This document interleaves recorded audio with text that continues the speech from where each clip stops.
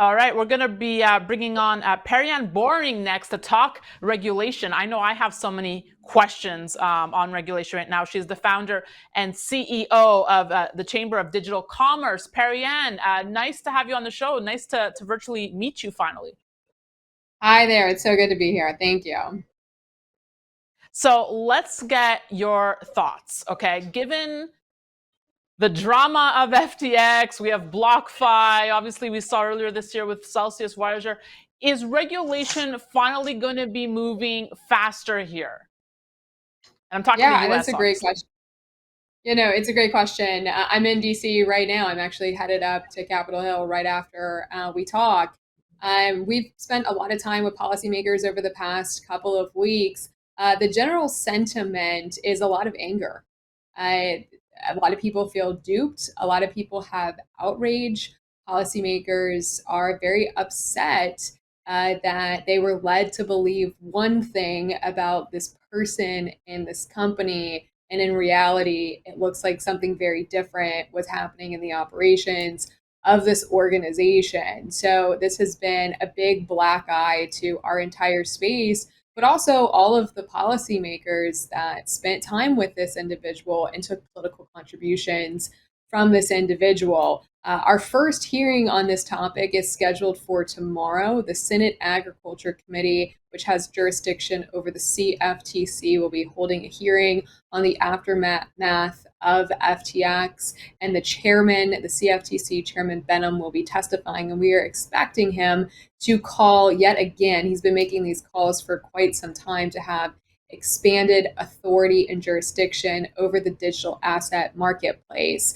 We are also expecting to see a similar hearing in Senate banking, which the SEC, they have jurisdiction over the SEC, and we would expect to see a similar conversation potentially with the chairman, Gary Gensler, coming in and testifying and making the same call to have expanded jurisdiction.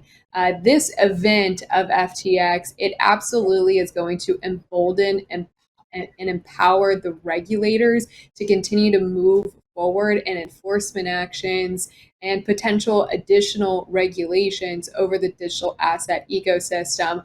But however, all eyes are on Congress. There are jurisdictional challenges between these two agencies, the SEC and the CFTC, and it's really Congress that we need to step in to create the regulatory clarity and guardrails that are ultimately going to work for this digital asset ecosystem. So this is an absolutely critically important time for policy conversations for the crypto industry, and we're here representing the industry to ensure we get things that are workable. And I am grateful, and I am sure I speak for a lot of folks for all the hard work that you're doing. I'd like if you could help shed some light or help me understand why Canada has regulated exchanges, yet the US does not. Is it purely political?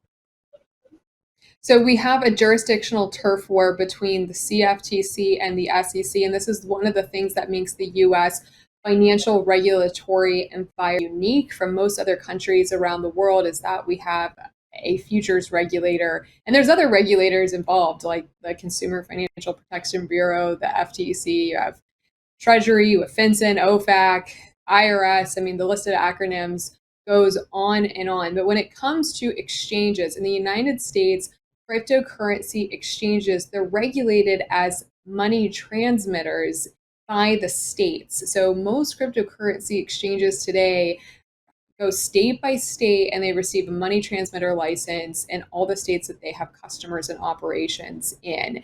There has been a much larger conversation going on for years about having a federal charter. But where does that federal charter go? Who would be the federal entity to register and regulate the exchanges? Is it the CFTC or the SEC? And that is the debate that is underway right now, and it's absolutely critical. What makes this really complicated for companies that are already operating in this space is we do not have a clear definition of digital asset commodities and digital asset securities. And that is the debate that is underway. And we have been calling for clarity on that issue for many, many years. And had that have been clarified, I do not think you would have seen as much offshore activity that gave rise to FTX and made it the third largest exchange in the world, and thus a lot of people and a lot of retail customers lost money in this incident.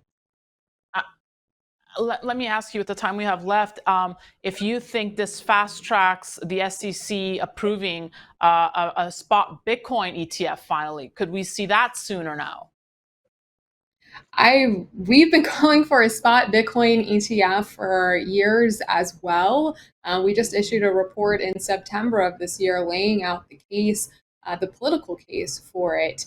We've done a deep dive into why we don't have one. For over 10 years, the industry has been trying to bring a spot Bitcoin ETF to market in the United States, and the goalpost keeps moving, and that's been documented in our report. It's called the Crypto Conundrum. If you'd like to look at it and read that in detail, you can. But to give you the summary, the last time Chairman Gensler, SEC Chairman Gary Gensler, testified in Senate banking, and he was asked, why don't we have one? When are we going to have one?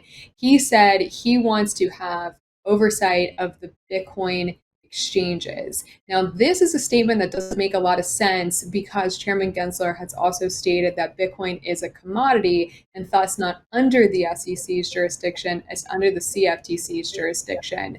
But he is holding a spot Bitcoin ETF until he gets his way and Congress gives him jurisdiction over the cryptocurrency exchanges. So this is a political issue at the end of the day. Right. We do not see a path forward at this time, which is why it has gone into litigation.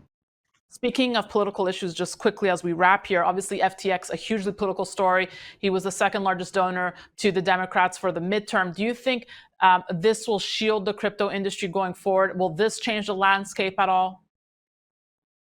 It does not shield the crypto industry. It makes us very vulnerable because politicians who have received contributions from this individual and or other executives that were affiliated with FTX, we are now seeing those members distancing themselves from these people and the larger crypto industry. So it's really important. This is a very important time for policymaking. We are calling on the industry, the good actors, those who are operating with values and regular business operations that we can all be proud of, to come to DC and to explain what you do to differentiate the good actors from the bad. But again, for members who received political contributions from these individuals, they are now making statements saying that they are making donations to charities in their district for equal value.